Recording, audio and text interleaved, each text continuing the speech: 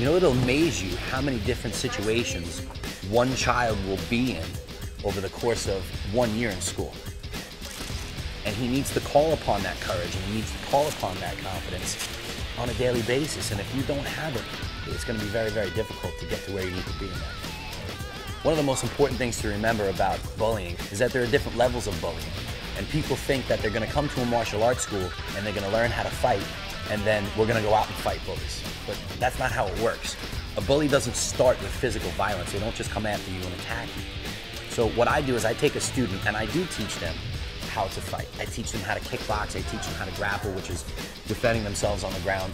So then they know they have the confidence that if it ever did get to that level, I'd be able to keep myself safe. When a kid knows that they can keep themselves safe at the worst level, right at the beginning stage, the testing stage we call it, stage 1, when a kid comes up to you and they test you to see if you're scared, they're gonna find out very quickly that you're not scared. And when you throw your shoulders back and you look at someone in the eyes and you tell them, say, hey, don't call me that name. I don't like when people talk to me that way. And that other kid sees that level of confidence, they leave them alone. Rhythm, rhythm, rhythm. Do it again. Ready, go. 2, 3, 2, slide, go. Before I started getting bullied, now I'm being not bullied anymore. Most of my kids don't ever have to get to the point where they actually use the physical knowledge that I've given them on another person. We don't ever want them to get to that point.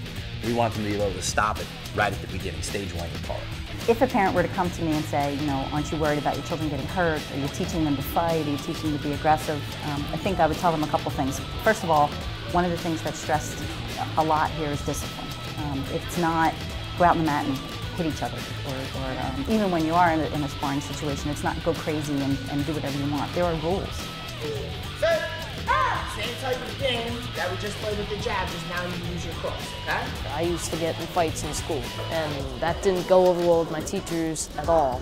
A kid that picks on other kids, a lot of people think it's because they have a high level of self-esteem. It's usually the opposite. Usually a kid that picks on other kids and bullying other kids is because they don't really feel truly good about themselves. So even a child like that is more than welcome to come into my school, because I'm going to show them how to build their own confidence so that they don't feel the need that they have to do that anymore.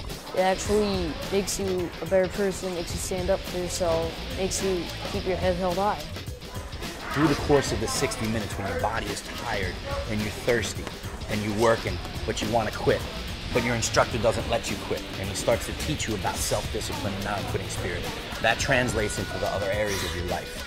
And you actually get that warrior mentality, so when you're posed with a difficult decision, you make the hard right, and you're not scared of the hard work that takes to go that way.